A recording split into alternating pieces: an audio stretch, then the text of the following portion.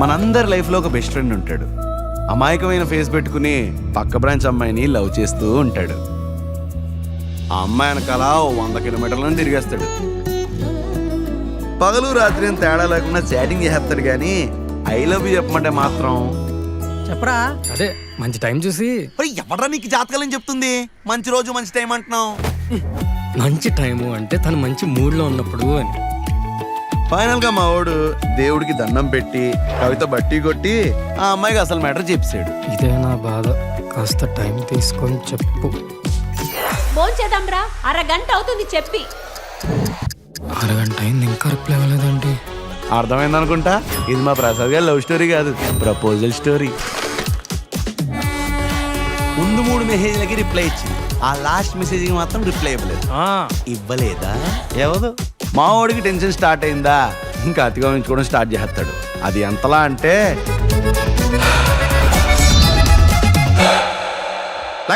వాడు over acting కి over thinking బాగా సరిపోయింది. మేము ఎందుకున్నాం పదండ్రా. హలో, నేను స్వర్ణ వాళ్ళ ప్రిన్సిపల్ ని మాట్లాడుతున్నానండి.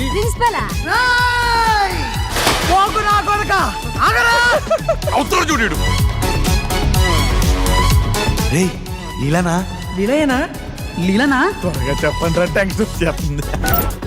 ఆ అమ్మాయి నాకు తెలుసు. అయినా నువ్వే మొదటడు కాదు. నీ నంబరు 777.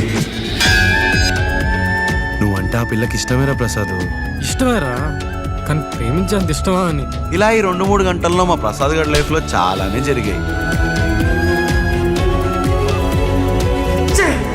అసలు ఏమైందో తెలియాలంటే డిసెంబర్ 19 వరకు ఆగాల్సిందే. బా టెన్షన్ రా రాజు. అయితే సిగరెట్ కాల్చాలరా. ఆహా, వండర్ఫుల్ ఐడియా. పదండ్రా.